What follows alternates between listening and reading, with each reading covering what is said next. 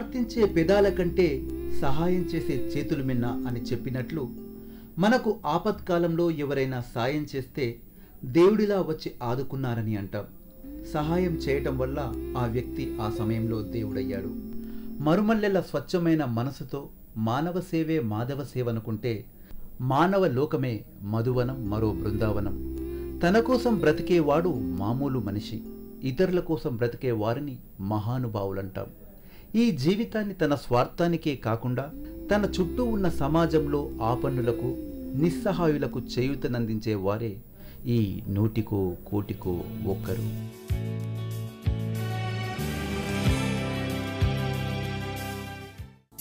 ఈ సమాజంలో ఎన్నో రకాల మనుషులు. అందరి లక్ష్యం ఒకటే, బతికిన నాళ్ళు సంతోషంగా ఆనందంగా జీవించాలని. ఈ ప్రకృతి, కొండలు, కోనలు, నదులు, పశుపక్షాదులు ఇలా ఎంతో అందమైన సుందరమైన జీవిత ప్రయాణంలో హాయిగా సాగిపోవాలని.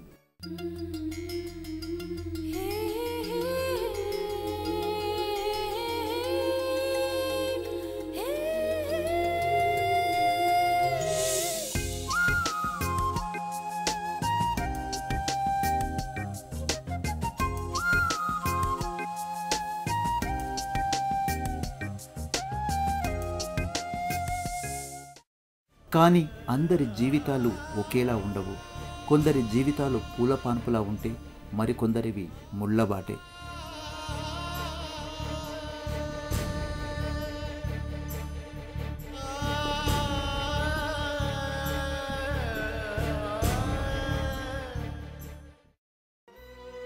తప్పటడుగుల బాల్యం వీరికి తెలియదు, తడబడిన వారి విధిరాత సాక్షిగా.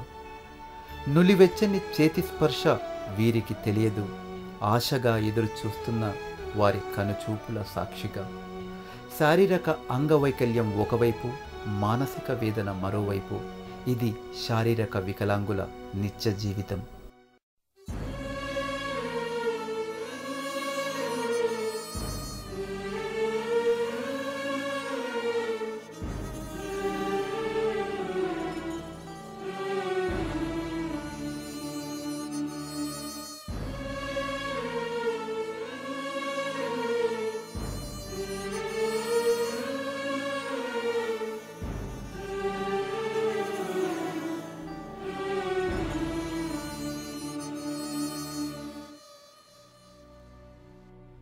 చేతులే కాళ్ళై, కాళ్ళే చేతులై, కట్టెను కళ్ళుగా మార్చుకొని నడిచే మాంసపు ముద్దలు ఈ నిస్సహాయులైన చిన్నారులు.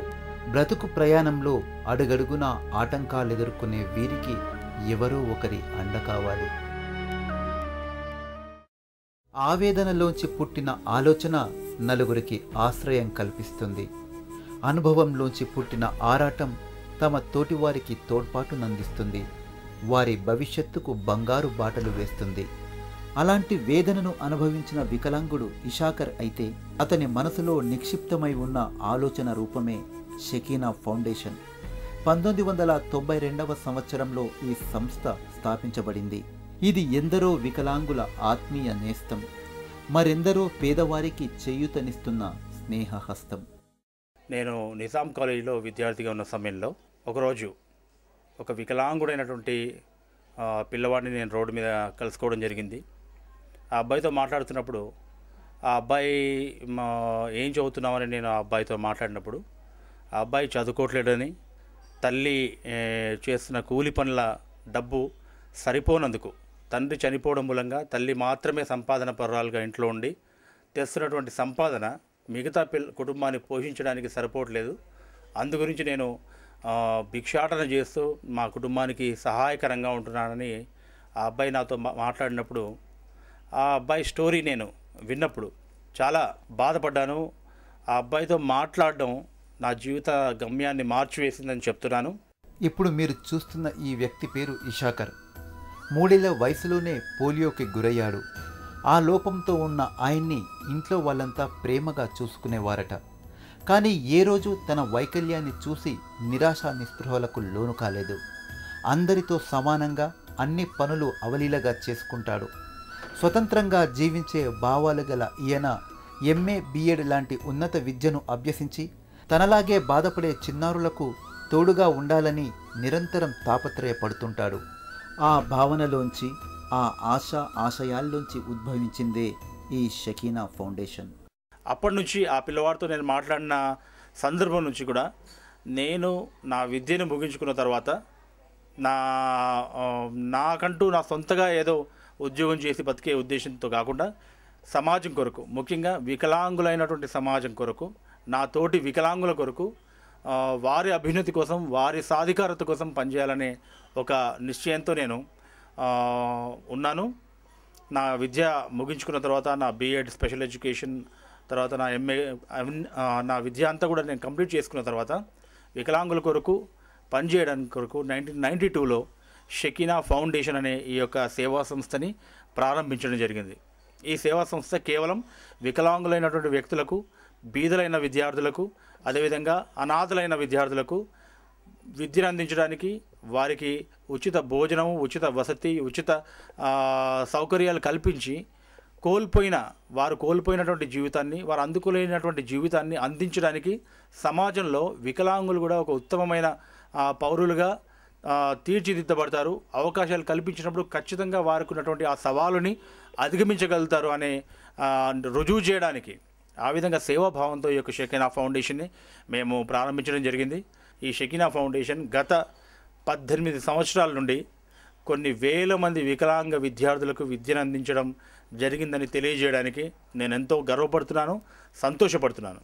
ముఖ్యంగా తాతల సహకారము, మా సిబ్బంది సహకారము, ఇక్కడ పనిచేస్తున్నటువంటి వర్కర్స్ సహకారం, ఇవన్నీ లేకుంటే మా యొక్క లక్ష్యం నెరవేరేది కాదు.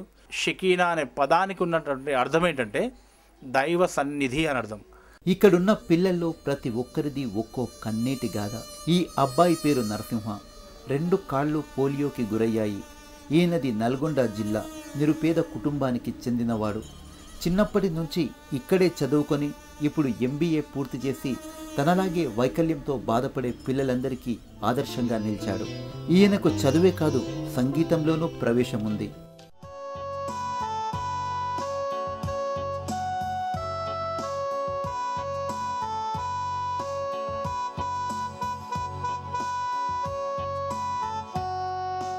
నేను పుట్టుపాక విలేజ్ నుంచి వచ్చాను.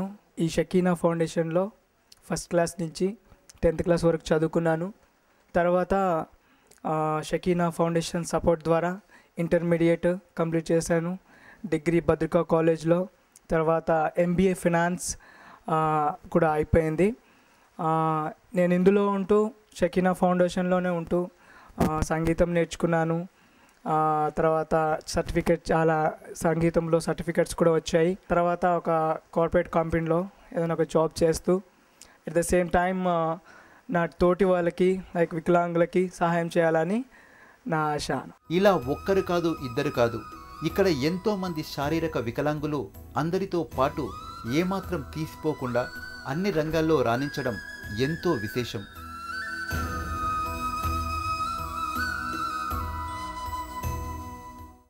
హాయ్, నా పేరు పెద్దయ్య. 6 సంవత్సరాల కింద వచ్చినాను. నా చెయ్యి చెట్టు మీద నుంచి కింద పడ్డాను. అప్పుడు ఉస్మానియాలోకి తీసుకొచ్చి నా చెయ్యి కట్ చేశారు. తర్వాత నాకు ఈ హాస్టల్ చూశారు మా డాడీ వాళ్ళు. ఈ హాస్టల్లో వేశారు. ఇక్కడనే 10th వరకు ఇదే స్కూల్లో చదివాను. తర్వాత మలక్పేట్ గవర్నమెంట్ కాలేజీలో చేశాను ఇంటర్మీడియట్. తర్వాత బీటెక్ ఎంసెట్ ర్యాంక్ తెచ్చుకున్నాను. దాంట్లో ఇంజనీరింగ్ చేస్తున్నాను, IT. ప్రస్తుతానికి 3rd ఇయర్ రన్ అవుతున్నది. సార్ అన్ని విధాలుగా మాకు హెల్ప్ లైక్ పేరెంట్స్ అనమాట. మాకు ఏది కావాలన్నా ప్రస్తుతం మాకు పలానా ఇప్పుడు ఫీజెస్ విషయంలో చూసుకుంటే సారే నాకు బీటెక్ ఫీజు కడతారు.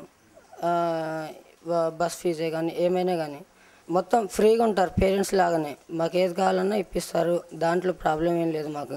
ఇక్కడ ఫుడ్ విషయంలో కానీ ఏదైనా కానీ నో ప్రాబ్లమ్స్ అనమాట. నా ఏం వచ్చేసి ఏదైనా మంచి జాబ్ చేయాలనేది నా ఆశ. నాలాగా చేయలేని వాళ్ళు ఎంతోమంది ఉంటారు. సో వాళ్ళు చదువుకోవాలని ఉంటుంది. కాకపోతే వాళ్ళకి వాళ్ళ ఫీలింగ్ నేను చేయగలుగుతానా ఇంజనీరింగు, ఇంకా ముందుకు స్టడీస్కి వెళ్ళగలుగుతానా లేదా అని వాళ్ళ ఫీలింగ్ ఉంటుంది. సో ఆ ఫీలింగ్ మనం తీసేసి మనం ముందుకు వెళ్ళాలి.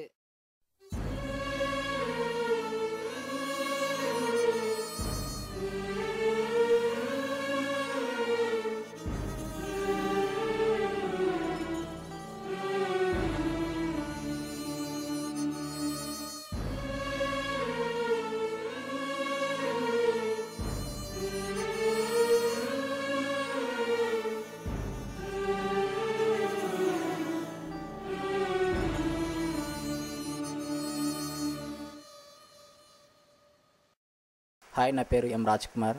నేను ఔరడ్ నగర్ మండలం జహీరాబాద్ మెదక్ డిస్ట్రిక్ట్ నుంచి వచ్చాను. ఇక్కడ చిన్న ఉన్నప్పటి నుంచి హాస్టల్లో చదువుకుంటున్నాను, ఫస్ట్ క్లాస్ నుంచి. నేను వచ్చింది అడ్మిషన్ అయింది 1993. ఇక్కడ ఎల్కేజీ నుంచి చదువుతున్నాను, ఫస్ట్ క్లాస్ నుంచి. ఇప్పుడు ఇంటర్ సెకండ్ ఇయర్ చేస్తున్నాను మలక్పేట్ కాలేజీలో, జూనియర్ కాలేజీలో. చాలామంది అంటూ ఉంటారు, మీ హ్యాండిక్యాప్ కదా, నువ్వు కాలేజ్కి వెళ్ళడానికి ఇబ్బంది, బస్కి వెళ్ళడానికి ఇబ్బంది, నువ్వు ఫ్యూచర్ ఎట్లా బాగుపడతారా, మీకు అందరిలాగా వెళ్ళడానికి రాదు, కాలేజ్కి వెళ్ళడానికి అని చాలామంది అంటూ ఉంటారు. మా ఫ్రెండ్స్ చాలా ఇంకా చేశారు. ఇంకొకటి, ఈ మధ్యకాలంలో మొన్న హాలిడేస్లో ఇంటికి వెళ్ళినప్పుడు అందరూ నువ్వు హ్యాండిక్యాప్ అయి నువ్వు ఏం చేసి డ్యాన్స్ చేయడానికి రాదు, ఏం రాదా అన్నారు చాలామంది. అంటే ఏం చేశాను, మొన్న ఆగస్ట్ 15th రోజు కొరియోగ్రఫీగా ఒక సాంగ్ చేశాను. ఏదంటే నీ ప్రేమ కొర చిన్నారులో మన పాట ఉంది, అది చేస్తే ఊర్లో అంతా మంచి పేరు వచ్చింది. అంటే మన హ్యాండిక్యాప్ అని బాధపడకుండా మనం ఏదైనా సాధిస్తాం, కాదని కాదు, హ్యాండిక్యాప్ కదా అన్న చేయకి రాదని బాధపడద్దు. ఎప్పుడైనా ఏదైనా మరి చేయాలనుకుంటే కంపల్సరీ చేయగలుగుతాం. ఎందుకు హ్యాండిక్యాప్ అని బాధపడద్దని నాకు లక్ష్యం. ఏంటి ఈ బోర్డుపై ఏముంది, ఓ గులాబీ బొమ్మే కదా అని అనుకుంటున్నారా? అది సరే, కానీ ఎవరనుకుంటారు ఈ బొమ్మ గీసిన బాబుకి 2 చేతులు లేవని? ఎవరూహిస్తారు 2 చేతులు లేని ఓ పిల్లవాడు ఎవరిపైన ఆధారపడకుండా జీవిస్తాడని? నిజం, ఇక్కడే ఉండి 9వ తరగతి చదువుతున్న శ్రీకాంత్కి 2 చేతులు లేవు. విద్యుత్ షాక్ తగిలి 2 చేతుల్ని కోల్పోయాడు. చదువుకోవడానికి ఎక్కడా ఎవ్వరూ చేర్చుకోలేదు. ఎందుకంటే ఎప్పుడూ ఈయనకు ఎవరో ఒకరు తోడుగా ఉండాలని భావించి ఉంటారు. కానీ వారి అంచనాల్ని పటాపంచలు చేశాడు శ్రీకాంత్.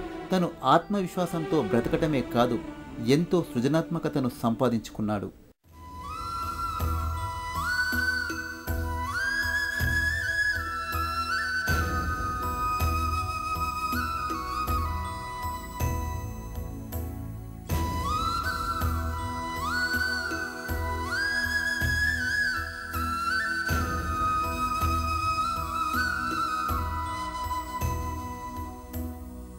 నా పేరు శ్రీకాంత్. నేను చదువుతున్న 9th క్లాస్ ఇక్కడ షకీనా ఫౌండేషన్లో, అంటే ఉప్పుగూడ నుంచి వచ్చాను. ఇక్కడ ఉంటూ 10 సంవత్సరాలు అవుతుంది. నాకు రైటింగ్ నేర్పించిన టి సురేష్, తినిపించడం నేర్పించడం పి సతీష్, వాళ్ళిద్దరు కలిసి నేర్పించారు. ఫస్ట్ ఏం చేసుకొని రాకుండే, అయితే ఇక్కడికి వచ్చినాక అన్నీ నాకు కావాల్సిన అన్నీ నేను చేసుకుంటున్నాను. ఇక్కడున్న పిల్లలంతా చదువుతో పాటు ఏదో ఓ రంగంలో ఆరితేరిన వారే. ఒకరు మ్యూజిషియన్ అయితే ఇంకొకరు సింగర్.